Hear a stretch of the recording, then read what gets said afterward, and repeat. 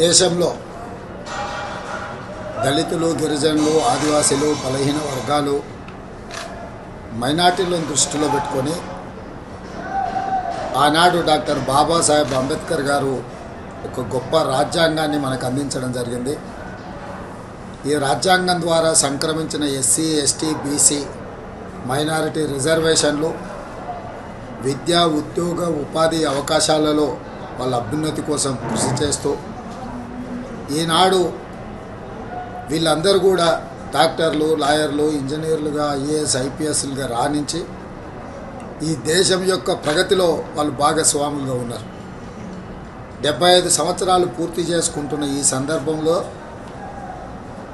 ప్రజాస్వామ్యాన్ని పరిరక్షించి ప్రజాస్వామ్యాన్ని మరింత బలోపేతం చేసి ప్రగతి వైపు దూసుకెళ్ళి ప్రపంచ దేశాలతో పోటీ పడాల్సిన భారత్ ఈరోజు భారతీయ జనతా పార్టీ కుట్రలకు బలవుతున్నది.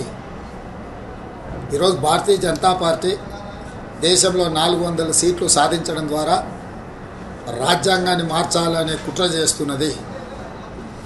ఒకవేళ అధికారంలోకి వస్తే ఎస్సీ, ఎస్టీ, బీసీ, మైనారిటీల రిజర్వేషన్లు రద్దు చేసి రిజర్వేషన్ల రహిత సమాజంగా ఈ దేశాన్ని మార్చాలనే ప్రయత్నం చేస్తుంది.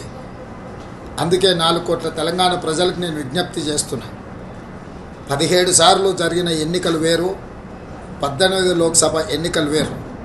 ఈ ఎన్నికలు మన ప్రజాస్వామ్యాన్ని రక్షించుకోవడానికి, మన రాజ్యాంగాన్ని కాపాడుకోవడానికి, ఎస్సీ, ఎస్టీ, బీసీ, మైనారిటీ రిజర్వేషన్లను కొనసాగించడానికి ఈరోజు ప్రజలు తీర్పు ఇవ్వాలి. ఈ తీర్పులో ఏమాత్రం ఎమర్పాటుగా ఉన్నా కూడా దేశం తీరని నష్టాన్ని ఎదుర్కోబోతుంది. మళ్ళీ నియంత్రణ పరిపాలన రాబోతున్నది.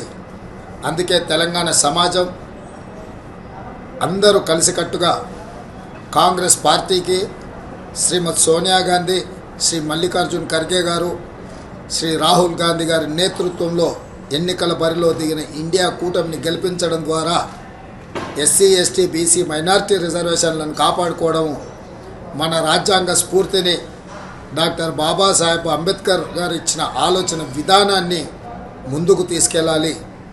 కాబట్టి మిత్రులారా, మీరందరూ కూడా కాంగ్రెస్ పార్టీకి అండగా నిలబడి 13 తారీఖు నాడు జరగబోయే ఎన్నికలలో కాంగ్రెస్ అభ్యర్థులను గెలిపించాల్సిందిగా మీ అందరికీ నేను విజ్ఞప్తి చేస్తున్నా.